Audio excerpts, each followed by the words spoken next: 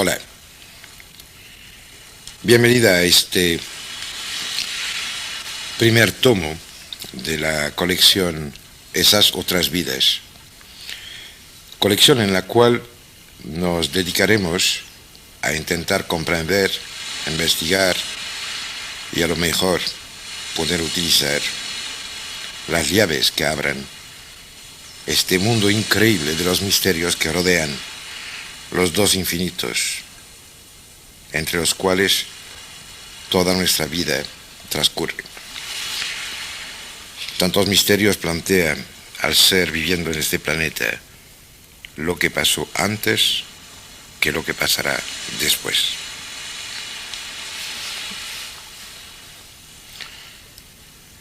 Esta cinta está más claramente dedicada a intentar comprender quiénes son los que hablan dentro de nosotros con nuestras bocas, porque a pesar de la fantástica soberbia con la cual consideramos nuestra actuación vital, me temo de que al final poca cosa de este inmenso tumulto vital de nuestra existencia sea realmente propiedad de lo que creemos ser nosotros mismos.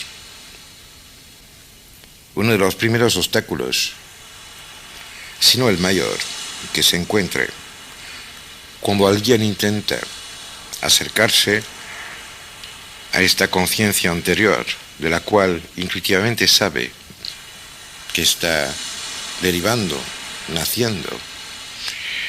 Este primer obstáculo es probablemente que la primera cosa que podríamos encontrar al acercarnos a este tiempo de antes es evidentemente nuestra última muerte. Sé que se está hablando mucho de que el trauma del nacer es muy significante para todo lo que va a ser la persona después en la construcción de sus estructuras. Personalmente pienso que el trauma auténtico no es el nacer, es el haber muerto antes. Cada uno de nosotros, prestando un segundo de atención a lo que es su persona, su cara, su manera de vestir, de actuar, de comer, de acercarse a los demás, de mover los brazos, las manos, de pasar por la calle, a veces de tener reacciones instintivas, se dará cuenta muy rápidamente de que si hacía una especie de plan, diciendo, bueno, en la última hora he hecho esto, etc. Y que prestaría un poco de atención a lo que puede observar de su padre, de su madre, de su abuelo, de su abuela, ojalá de su bisabuelo o bisabuela, se daría cuenta de que muchos de los gestos que cree que son suyos, en realidad, también lo son de su padre o su madre o quien sea, de los que lo han precedido en la cadena orgánica, en la cadena física, en la cadena en la cual juega el genotipo. El primer paso que hay que hacer es, evidentemente, de identificar esos comportamientos o esos rasgos peculiares que creemos nuestros, no para quitarlos, no, ni siquiera hay que pensarlo, pero solo saber que cuando cogemos un trozo de pan es la mano de nuestro padre, de mi padre que actúa. Cuando digo hola a alguien es mi abuelo, feroz, guerrero, hombre insoportable, ligón, inimaginable, y que arrastramos como una mochila histórica, lo que nos ha sido legado por los cuerpos, digo bien los cuerpos que nos han precedido. Una vez hecho este trabajo, que es el darse cuenta de la importancia del legado físico en nuestra existencia, lo que queda, a primera vista, nos pertenece. Y ahí empieza la aventura verdadera. Porque en lo que nos queda lo primero que vivimos no es el agradable. La primera cosa por mala suerte o porque está bien. Al final nadie puede decidirlo. No es el contenido de los momentos de felicidad, de intensidad, de perfección, que espero que cada uno hayamos tenido por lo menos una vez en nuestra vida, no. Lo que viene primero cuando nos examinamos son los fallos, los dolores, las molestias, las imperfecciones, que evidentemente solemos vivir al primer grado, como una alteración de lo que podríamos ser. La buena postura no es esta. La buena postura es decir, cada cosa que yo noto como desagradable es en realidad un indicio, una señal de lo que no tendría ser, sino de lo que soy. Lo que estoy notando es la diferencia entre lo que estoy realizando y lo que realmente es mi deber y mi destino de manifestar. Me doy bien cuenta de que a lo mejor son trivialidades las que estoy diciendo, pero para llegar a la puerta de nuestro templo interior no hay duda ninguna de que haya que empezar por el primer escalón. Los que intentan saltar inmediatamente hacia una meta incomprensible, hacia un destino soberbio, se quedarán donde están. La primera llave hacia la eternidad es la humildad. Volviendo a lo que he dicho hace unos segundos, los dolores que uno padece no son en ninguna manera un castigo divino o una casualidad de mala onda, no.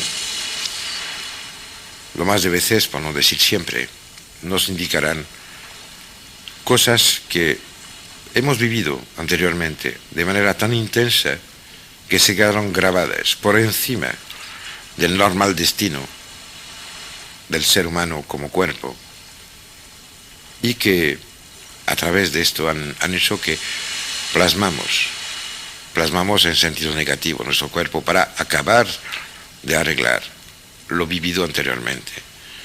No solo heredamos células, no, heredamos también la capacidad de dar forma a lo que sentimos o captamos. Lo mismo que pasa con el agua. Si usted fuera un vaso con una forma determinada, no sé, un vaso cúbico, aunque se le dé el agua de una botella esférica, una vez dentro de su recipiente, sería cúbica. No ha cambiado lo que hay dentro, pero sí ha cambiado lo que se puede ver desde fuera del espacio que ocupa. En otra cinta hablaremos de los aspectos muy pragmáticos y fácilmente utilizable a nivel experimental de este dato.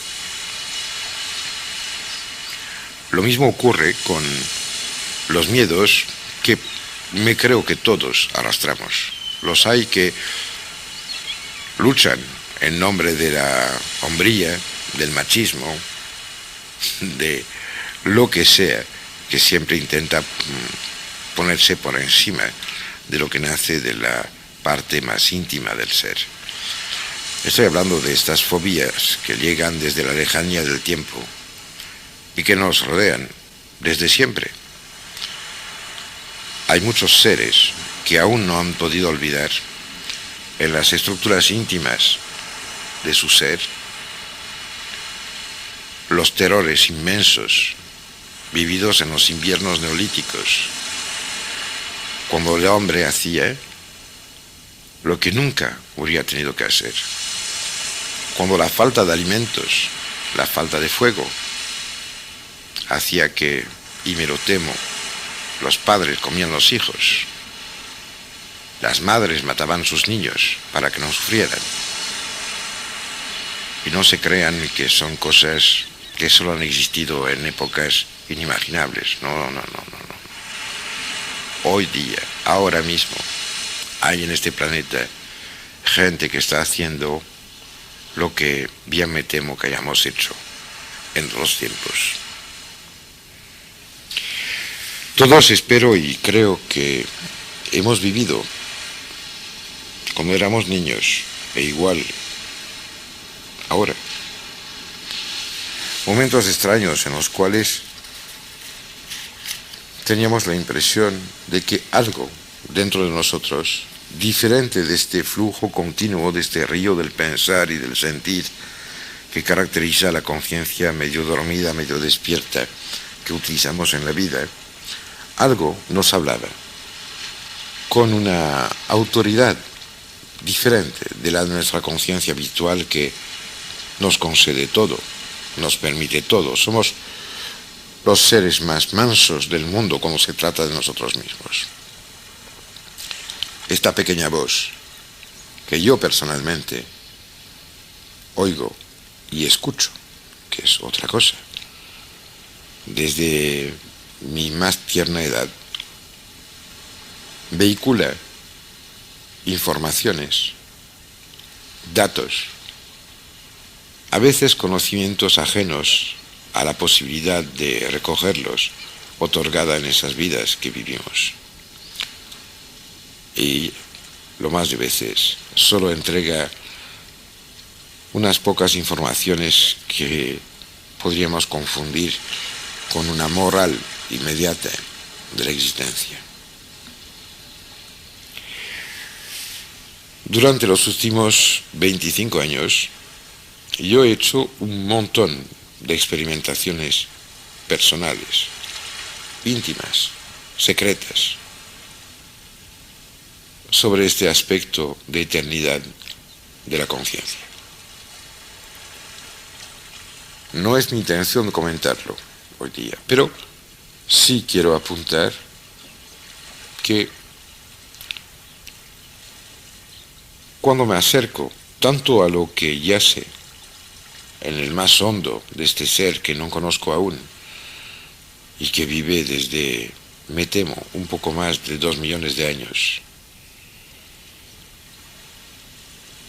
solo unas pocas épocas salen a la luz. Extrañamente, las zonas más cargadas no cubren la totalidad de la historia. Por ejemplo, imagínense que pensando en historias de fantasmas o de casas con fantasmas, no se conocen casos con fantasmas, por ejemplo, de la época romana. Tenemos unos inmensos huecos en lo que toca aparentemente las cargas espirituales dentro de la historia del mundo. Cuando he tratado de ayudar a personas concretas a recordar lo que habían vivido o el contenido de esta especie de mochila espiritual que todos llevamos desde el momento de nacer, lo que sí sale como evidente es que la inmensa mayoría me traía recuerdos que, bueno, bien se podrían llamar recuerdos faraónicos, porque a pesar de ser muchas veces gente inculta, me estaban comentando datos de una precisión que solo un egiptólogo ya de mucha experiencia hubiera podido inventar. Hasta el punto extremo en el cual he tenido 2 personas que llegaron a verbalizar unas frases que me costó un poco más de 2 años aclarar. Quiero decir, llegar a encontrar a alguien en el Cairo, a través de un amigo que se llama Khaled, que pueda decirme lo que querían decir. No sé qué opina, realmente sobre esto, porque no tengo ninguna intención de empujarles a pensar que han sido personas extraordinarias, ni gente de excepción.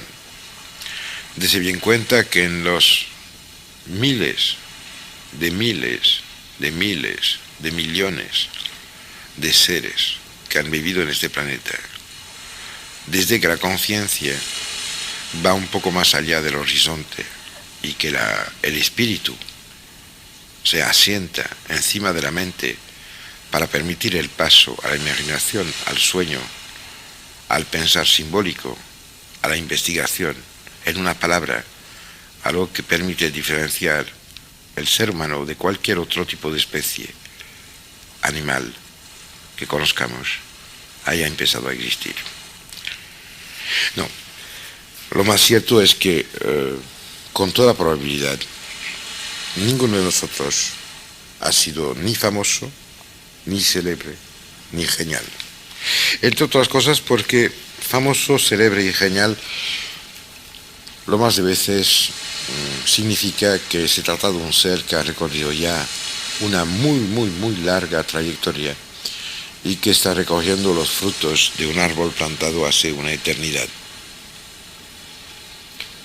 Lo más de veces, los que me daban recuerdos faraónicos no eran faraones, ni sacerdotes, ni iniciados, ni siquiera mercantes, ni poseedores. No, eran felah, gente de a pie, de los que solo tienen la inmensa riqueza de saber cómo hacer para que la tierra produzca los milagros que nacen de su seno, como alguien se ocupa de lo que es realmente el destino de la materia, dándose cuenta que cuando algo de tierra se transforma en planta, ya se anima. Cuando algo de planta no puede animarse más, pues fabrica una flor, que es casi una mariposa, y se animaliza siempre en la punta, la zona más lejana, intentando ir hacia el sol, igual que nosotros.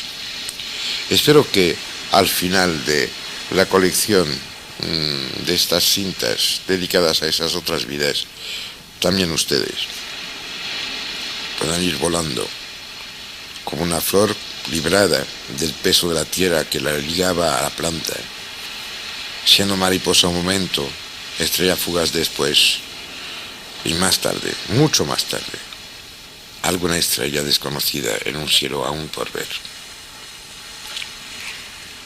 Hace ahora unos 10 años, no, 12, perdón, estamos ahora mismo en 1993.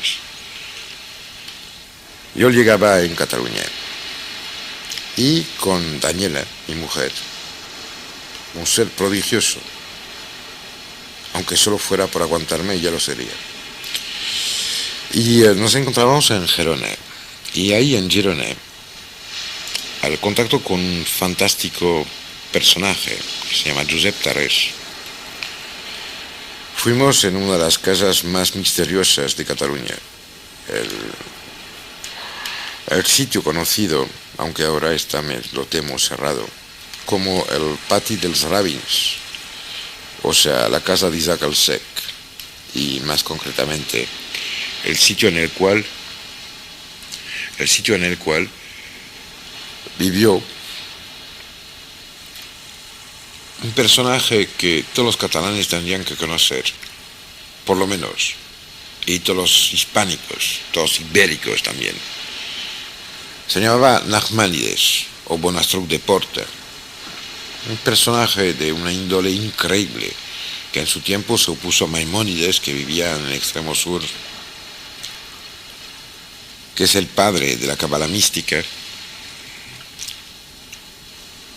y que realmente es un personaje que no solo alimenta desde ahora muchos siglos los conocimientos de la Europa que conocemos, sino que está también al origen de un camino muy extraño que lleva los buscadores de inmensidad hacia las puertas mismas de la eternidad.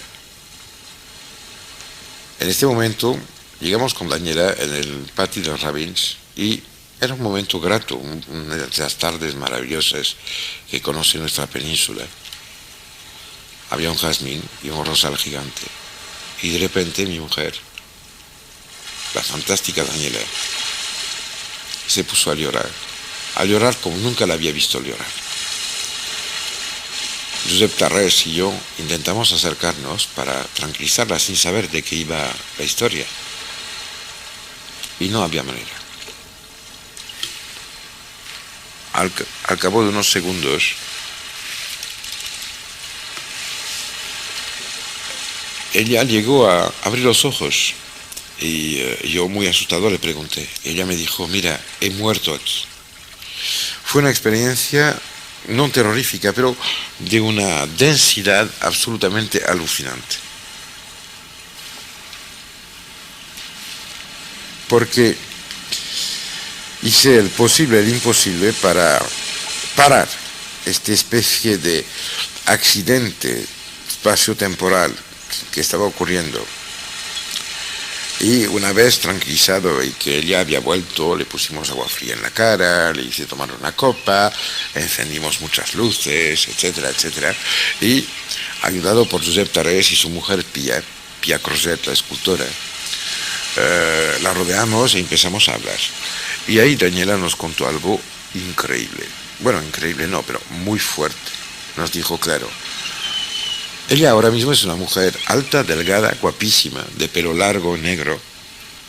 Y nos comentó la historia de una mujer más pequeña, muy joven, de pelo rubio, atada sobre una piedra, con pies y manos atados hacia atrás y que estaban matando.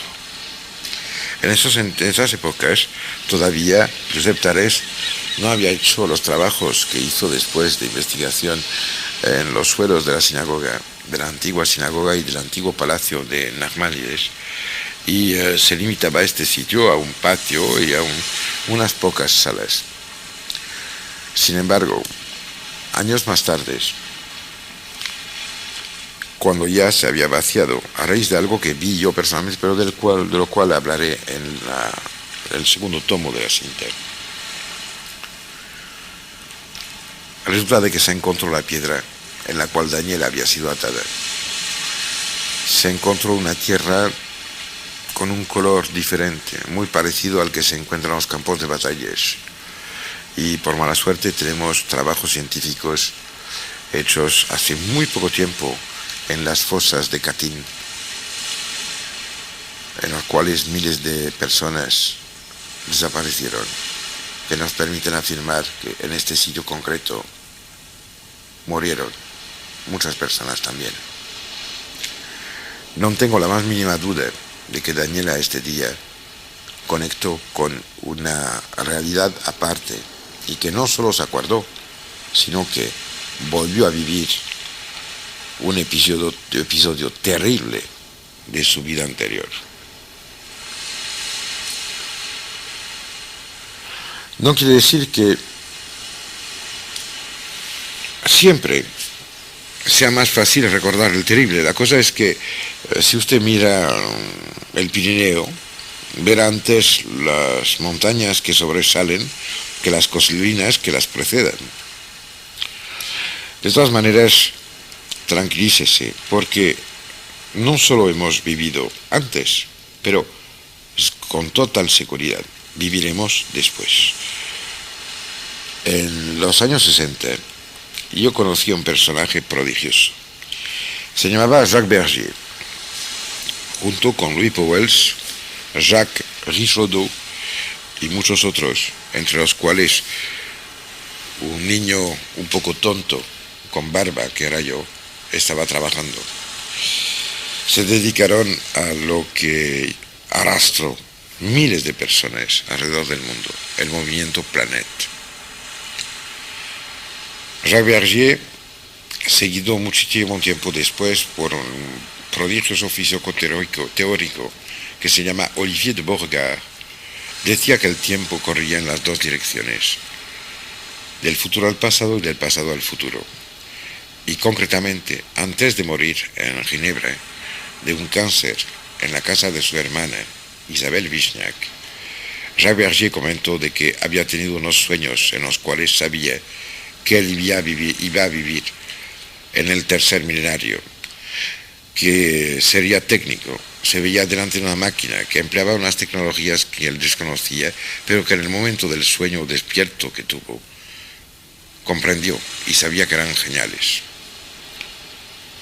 Es algo muy importante saber esto, porque de paso, y como un inciso, probablemente que nos permitirá entender lo que son los verdaderos videntes. Antes que acordarse de lo que fue, se acuerdan de lo que será.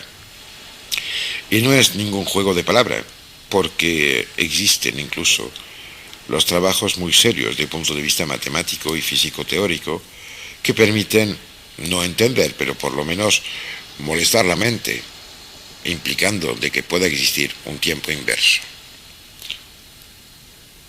Esto también nos permite entender a lo mejor, o aceptar, la existencia de estos personajes prodigiosos, conocidos como profetas, los oficiales y académicos recogidos en las Biblias de todas las religiones. Y si digo Biblias es porque Biblos es el nombre de una ciudad en la cual se embarcaba y se vendían los materiales que permitían escribir.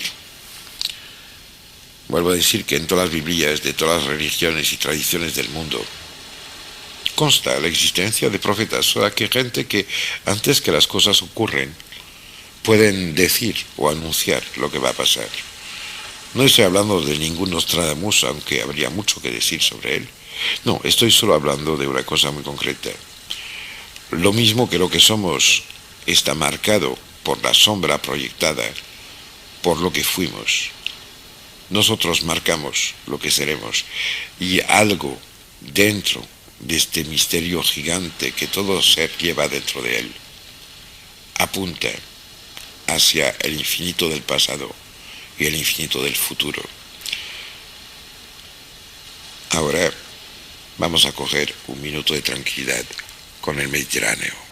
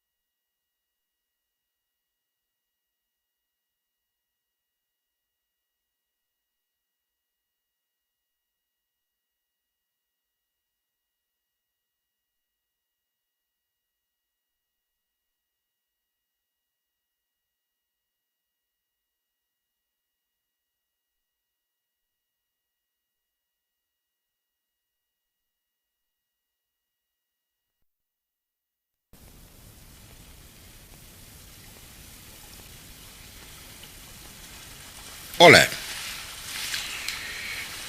En esta segunda parte del primer tomo de la colección Esas otras vidas, vamos a intentar afinar un poco los datos y los conceptos que vamos a manipular. Una de las cosas más importantes que ocurre a un ser humano es que al final toda la vida se juega a través de la relación de unas dos tendencias que impregnan nuestra psicología, nuestra personalidad, con una intensidad exactamente proporcional al hecho de que somos el sitio de la más formidable contradicción que uno pueda imaginar. De una parte, la lucha constante entre el instinto de conservación del ser encarnado que tiene que cumplir con su destino terrestre, y del otro, la aspiración constante a volver al estado en el cual se encontraba antes de la caída, o sea, antes de la conciencia, antes de la encarnación. Lo que es vida de un punto de vista puede ser muerte del otro, e inversamente. Es muy cercano al final de lo que era el estado de espíritu de los antiguos egipcios para quienes al final el nacer en estas tierras, en este mundo que era el suyo, era morir de momento a lo que era la vida inmaterial. Y equilibrando esto, la muerte terrestre era el renacer a lo que se podría llamar una vida eterna. Todos estamos coenvueltos, creo queramos o no, en esos dos angustias mayores. Ya es evidente que el infinito espacial y la eternidad son dos misterios que marcan los límites últimos de un lado y del otro de nuestra capacidad de entender lo que somos y a dónde estamos. Y al final son los dos misterios que, de una manera o de otra, escapan a la comprensión lógica. El ser puede concebir la noción de infinito, pero muy difícilmente representársela. El mareo coge la razón humana cuando intenta representarse un origen y un término, una meta infinita. El miedo, el pavor, la angustia metafísica nace de esta impotencia para tranquilizarse frente a lo que no se puede coger ni atrapar. El hombre, usted y yo, se construyó referencias, las medidas, construyendo medidas y sistemas de medidas que sean del espacio o del tiempo. El hombre se ha regalado la ilusión de controlar el incomprensible, pero a pesar del amplio que puede ser el espacio que pretende encerrar en sus cálculos, y a pesar de la precisión con la cual compartimenta el tiempo, todos sus esfuerzos, todo su genio, al final solo sirven a aislarnos más del miedo, alejarnos del misterio, pero el misterio queda entero, como una fuente inagotable de la angustia esencial.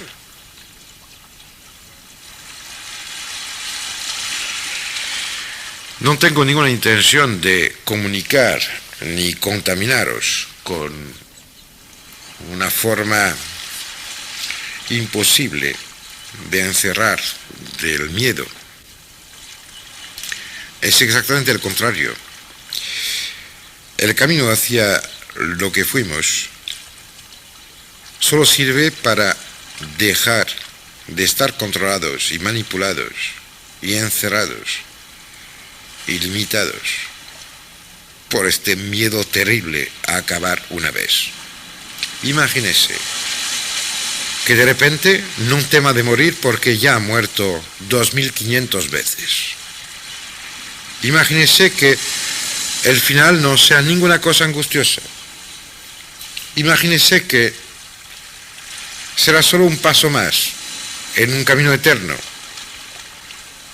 Imagínese también, y esto es muy importante, que muy probablemente seguirá estando al lado de los que quiere.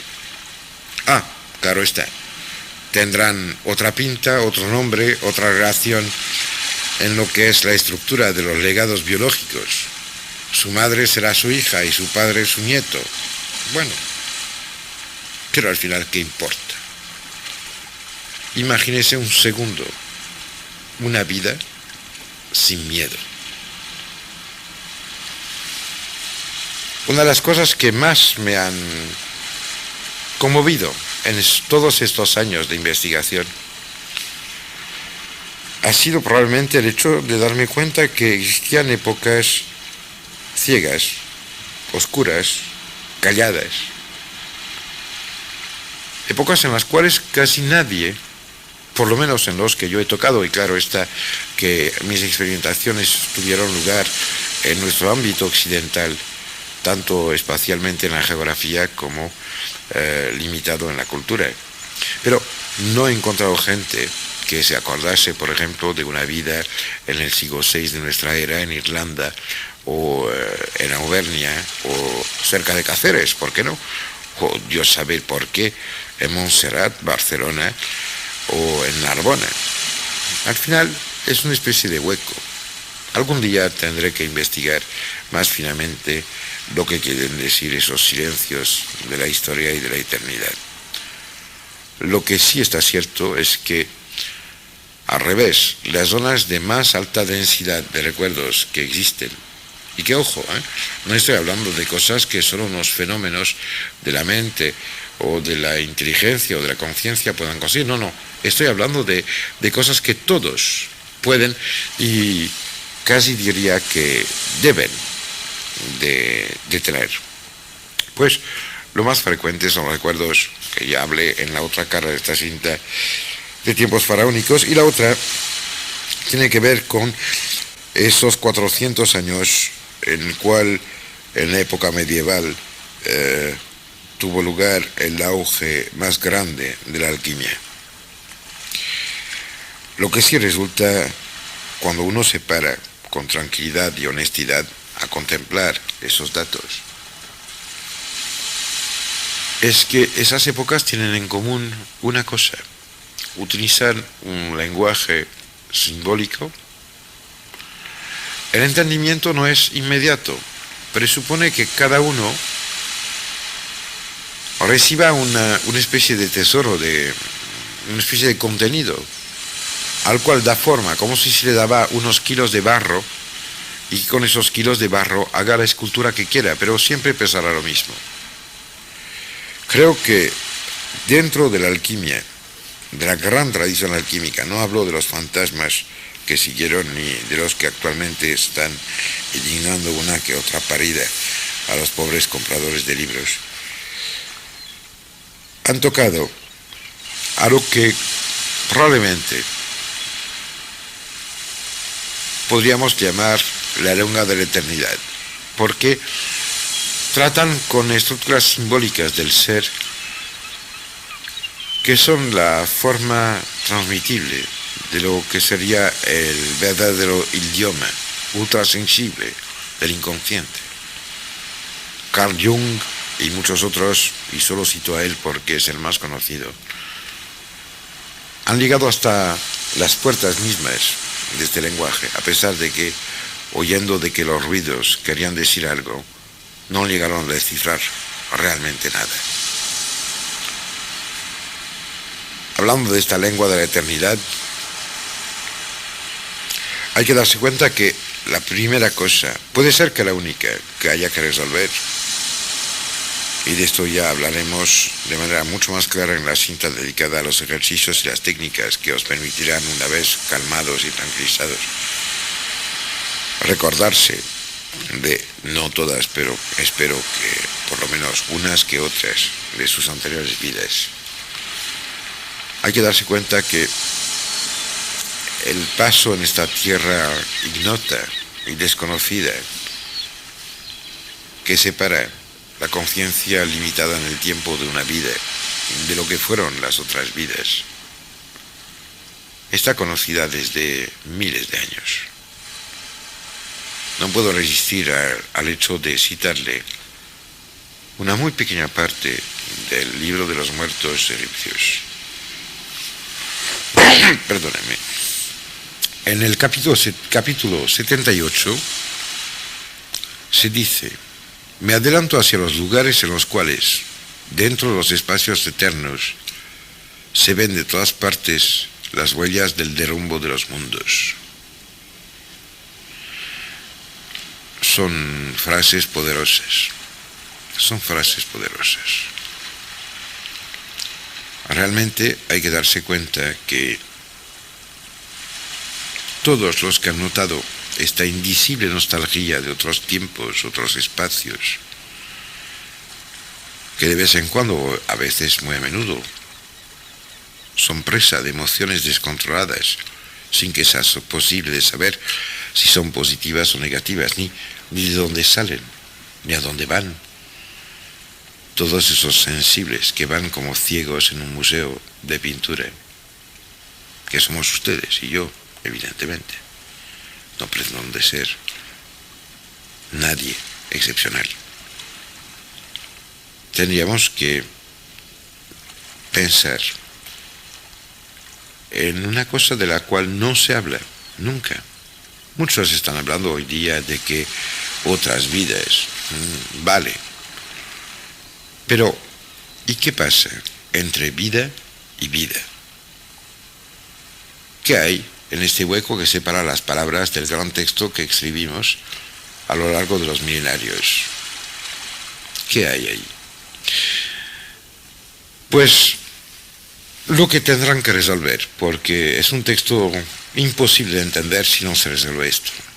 Lo que hay entre una y otra palabra del gran texto de sus existencias es este miedo que les impide habitualmente actuar, que les bloquea, que hace que odien gente que no han hecho nada, o que quieren a otros que no se lo merecen, que tengan ganas de cosas que tendrían que odiar, o que odien cosas que realmente están hechas para ser amadas.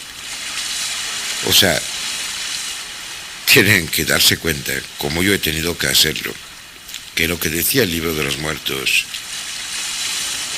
pues describe lo que separa una y otra palabra de la gran frase de nuestra existencia, porque el existir empezó hace varios millones de años. También de esto hablaremos en otra cinta, y no está acabado con lo que estamos y que queremos ser hoy día. ¿Sabe? Esta puerta marcada por el miedo que tenemos a acordarnos. Acuérdense de la primera cara de esta cinta. La primera huella es la de la muerte anterior. Esto es lo que ha hecho nacer el concepto del guardián, el que impide el paso a los que no están habilitados para saber.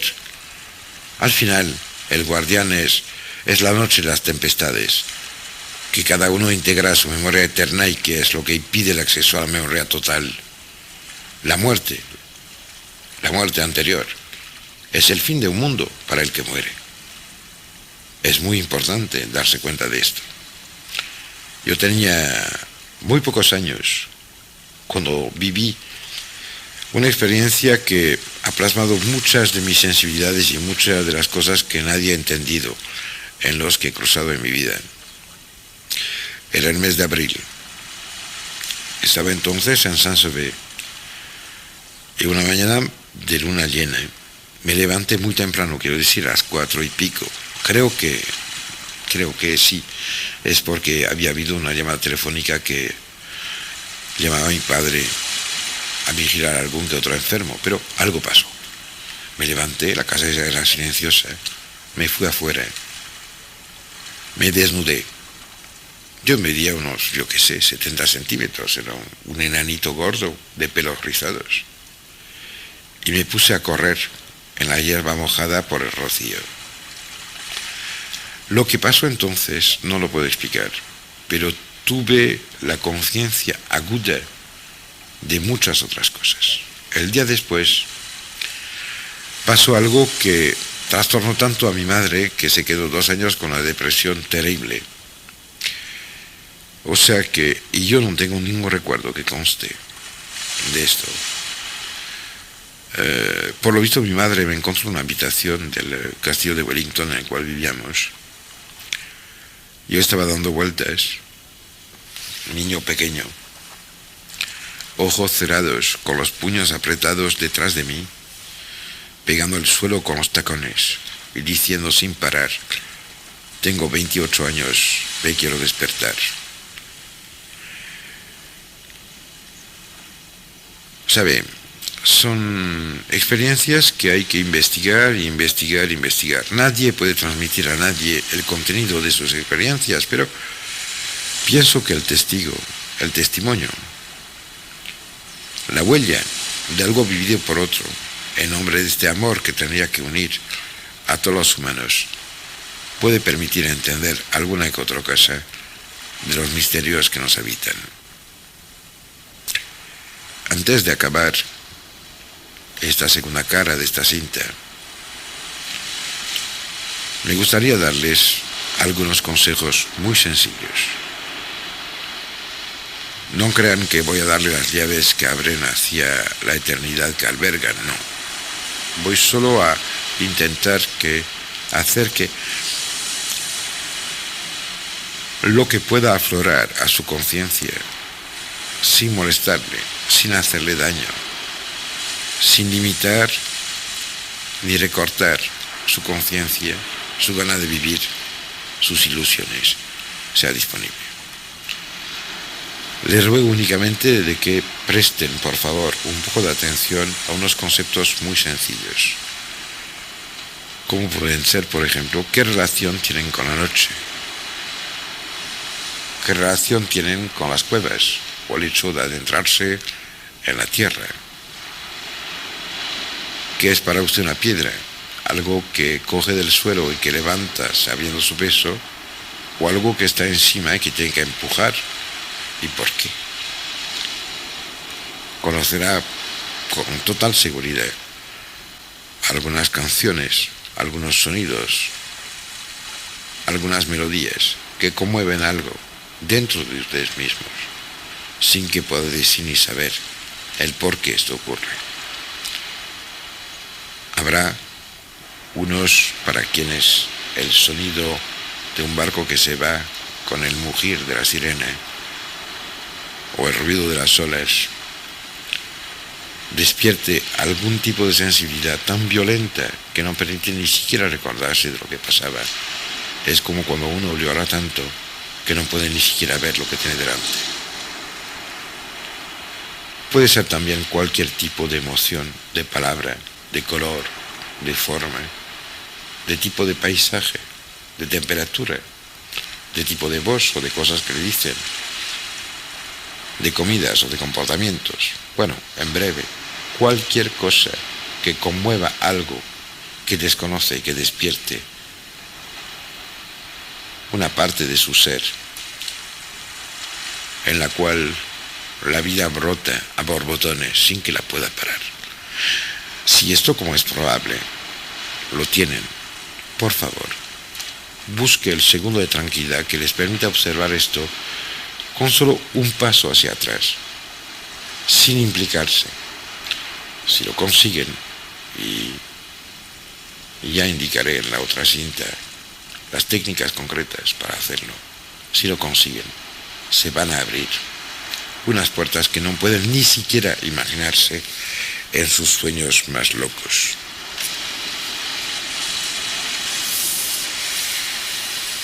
Antes de acabar esta segunda cara,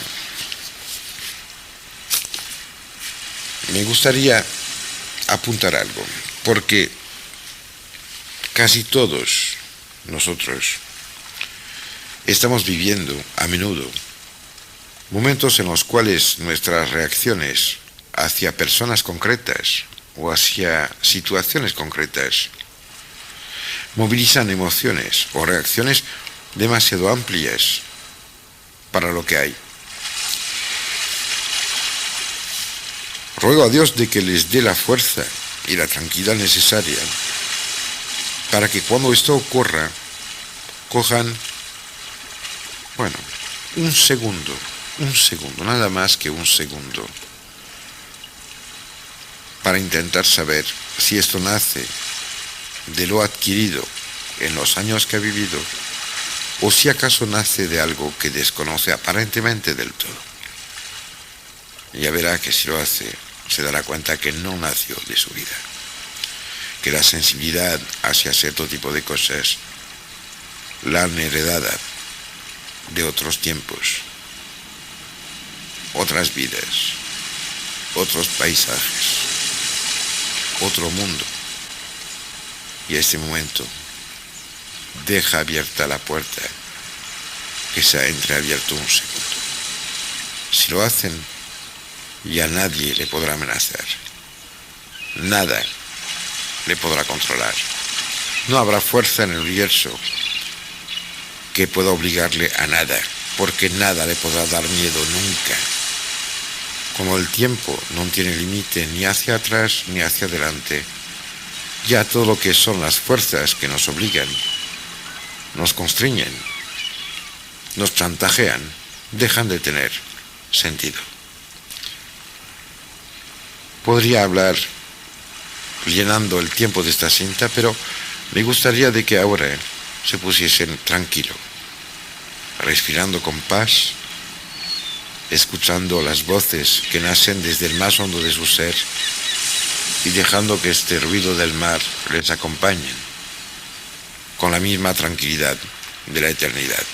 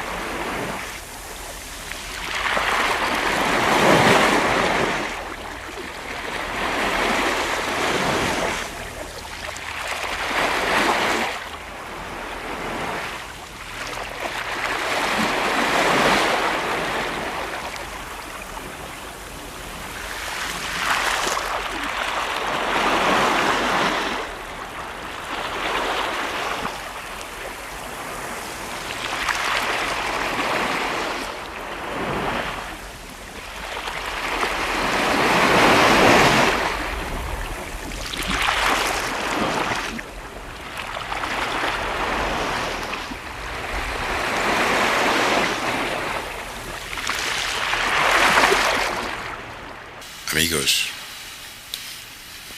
ahora es tiempo de volver a este mundo limitado por el calendario, las fechas, los horarios, el documento de identidad y lo que somos.